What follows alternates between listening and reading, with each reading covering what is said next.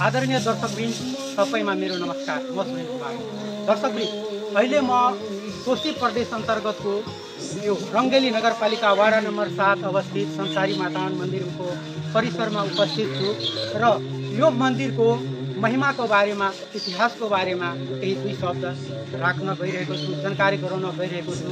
हाम्रो भिडियोलाई अन्तसम्म हेरिदिनु होला। दर्शकवृन्द, यो संसारी माता मन्दिर खास तपाईको कोशी प्रदेश स्तरीय अन्तर्गत मन्दिर आउँदछ। यो मन्दिरमा खास गरी तपाईको विजयादशमीको सप्तमी तिथिमा कोशी प्रदेश अन्तर्गत सम्मान्य मन्त्रीज्यूबाट बधाई कार्यक्रमहरू सम्पन्न हुने गरेको छ र यो लगभग 6-7 वर्षदेखि यस मन्दिरलाई यो कोशी प्रदेश अन्तर्गत दर्जामा राखिएको छ र यहाँ लगभग हरेक दिन बलि चढ्ने काम भइरहेको छ। र यस मन्दिरको खास गरी इतिहासको कुरा गर्दा आजदेखि 2 दशक पहिले यस मन्दिरमा त्यतिको भिडभाड हुने गर्दैन थियो, थोरै सङ्ख्यामा मान्छेहरू आउने गरेको थियो। र यो क्रम बिस्तारै बढ्दै जाँदा र बिस्तारै तपाईको यहाँ यस मन्दिरमा तपाईको माता संसारीको नाउँमा भाकलको एउटा प्रचलन चल्यो र जस अन्तर्गत 2-4 गर्दै तपाईको बोकाहरू चढाउने प्रक्रिया सुरु भयो र यो 2-4 गर्दै यहाँका व्यवस्थापन समितिले हरेक शनिबारको दिन त्यो बलि चढाउने प्रक्रियालाई यहाँ सञ्चालन गर्यो र यो क्रम बढ्दै जाँदा दर्शकहरू श्रद्धालुहरूको भिड बढ्दै जाँदा त्यसलाई हप्तामा 2 दिन शनिबारबाट तपाईको मङ्गलबार गरी 2 दिन यहाँ चढाउने प्रक्रिया सुचारू गर्यो र यसै अन्तर्गत यो क्रम बढ्दै जाँदा अहिलेको समयमा यस मन्दिरमा 3 बलि चढ्ने गरेका छन् र हरेक दिन 10 देखि 20 सम्म प्रत्यक्ष रूपले यहाँ यो बलि चढ्छन् र विशेष गरी शनिबार र मङ्गलबारको दिनमा 200 देखि 300 सम्म बलि चढ्ने गर्दछ। र यस मन्दिरमा आउने श्रद्धालुहरू यो एउटा आफ्नो मनोकांक्षा पूरा गर्नको लागि यहाँ भाकल गर्छन्। कोही तपाईको सन्तान प्राप्तिको लागि गर्छन्, कोही भूमि प्राप्तिको लागि, कोही जब प्राप्तिको लागि, कोही स्वास्थ्य लाभ, पुत्र लाभ जस्ता कामनाको लागि यस मन्दिरमा आउँछन् र मातासँग भाकल गरेर घर जान्छन् र फेरि मनोकामना पुरा भएपछि आफ्ना बलि प्रसाद लिएर यहाँ माताको दरबारमा आउँछ र यो हरेक दिन यी बलिहरू चढ्ने गरेका छन्। दर्शकवृन्द, यसको बाँकी कुराहरू र यहाँका यथास्थितिहरूलाई पनि अवगतका साथ तपाईसम्म प्रस्तुत गर्ने नै छौँ र हाम्रो भिडियोको अन्तसम्म प्रत्यक्ष हेरिदिनु होला। कोशी प्रदेशको मोरङ जिल्ला रङ्गेली नगरपालिका वाडा नम्बर 7 स्थित माता संसारी माईको मन्दिर अवस्थित छ। कोशी प्रदेशको राजधानी विराटनगरदेखि 22 किलोमिटर दक्षिण पूर्वमा रहेको चिसान खोलाको बगरमा पाखर अथवा काभ्राको विशाल रुखमुनि माता संसारी माई स्थान रहेको छ। ऐतिहासिक तथा पौराणिक धार्मिक महत्त्व बोकेको सो मन्दिरमा श्रद्धापूर्वक पूजा अर्चना गर्नाले मनोकांक्षा पूरा हुने जनविश्वासका साथ श्रद्धालु भक्तजनहरूको घुइँचो लाग्ने गरेको छ। भारतीय सीमा नजिक भएकाले यस मन्दिरमा दिनहुँ हजारौंको सङ्ख्यामा भारतीय श्रद्धालुहरू पनि आउने गरेका छन्। विगतका दिनहरूमा दिल्ली, हरियाणा, कलकत्ता, पटना लगायतका ठुला सहरहरूबाट श्रद्धालु भक्तजनहरू मनोकांक्षा पूरा भई भाकल चढाई प्रसाद ग्रहण गरेको संसारी माता मन्दिरका पुजारीले बताए। दर्शकवृन्द, यसै सन्दर्भमा यो संसारी माता मन्दिरको पुजारीसँग केही 2 शब्द जानकारीको रूपमा के कस्तो यथास्थिति छ र कतिको सम्म बलि चढ्ने गरेका छन् उक्त विषयमा उहाँ पुजारी आफ्नै जानकारी गराउनुहुनेछ। तपाईको नाम पाउन?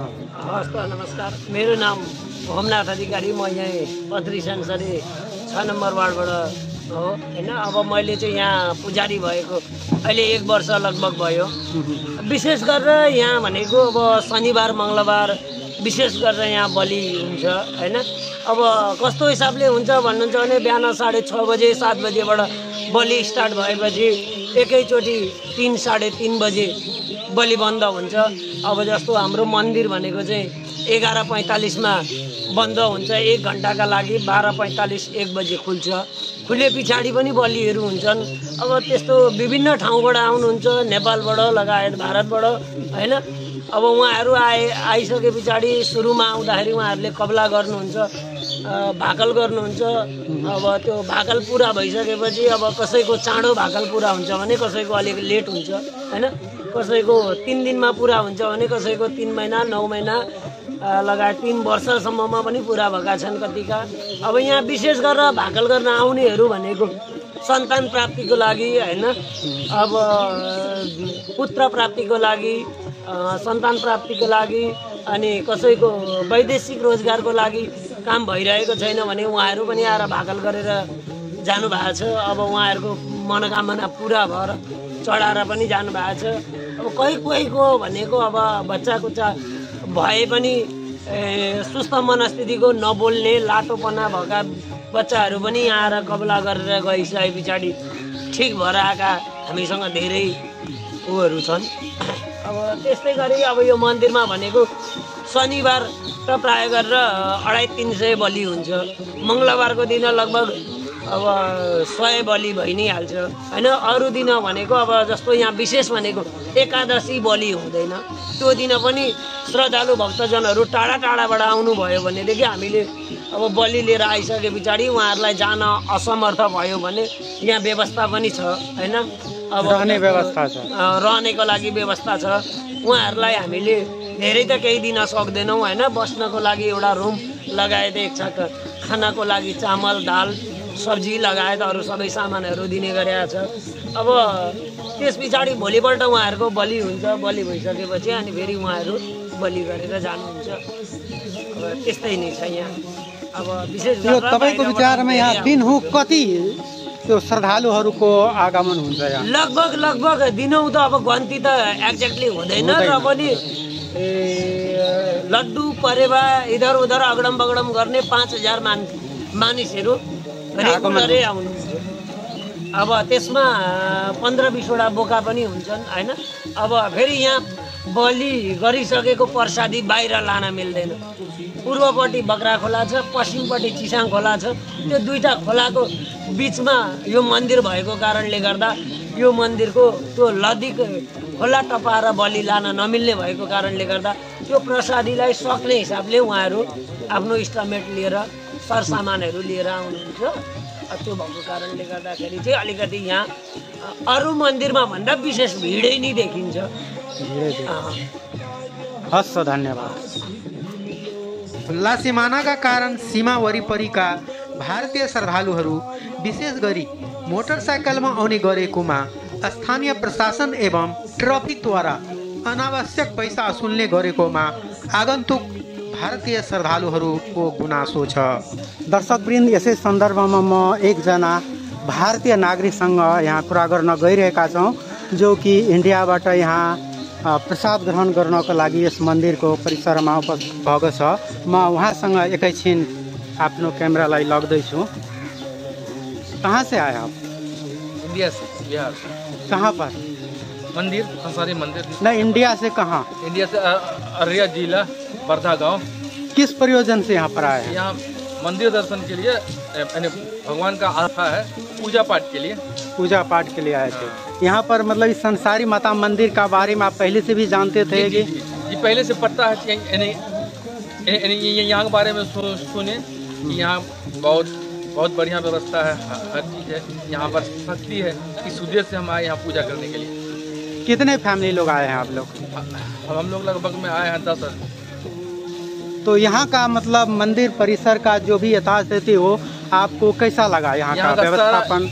जो यहाँ का लोकल आदमी है सारा सपोर्ट करते हैं। जो यहाँ का पंडित जी है, जो यहाँ मैनेजमेंट करता है, जो व्यवस्थापक है, हम लोग को सिर्फ ट्रैफिक पुलिस से सिर्फ दिक्कत है, जो कि हम लोगों को डिस्टर्ब करते हैं। ट्रैफिक पुलिस से आप लोगों का क्या मतलब दिक्कत करते हैं? दिक्कत है कि अगर वो पकड़ लिया तो उसको फाइन चाहिए कि फाइन कटाए हैं तो आपको फाइन लगेगा।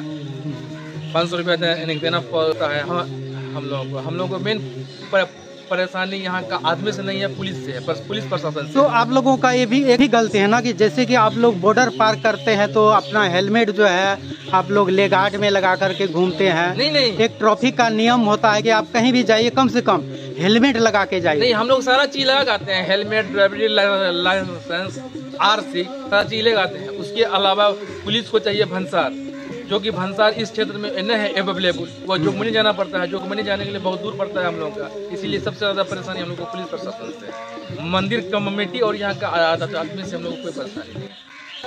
मतलब प्रशासन मतलब खास करके भारतीय नागरिक समझ करके वो जी। ज़्यादा तकलीफ देते हैं।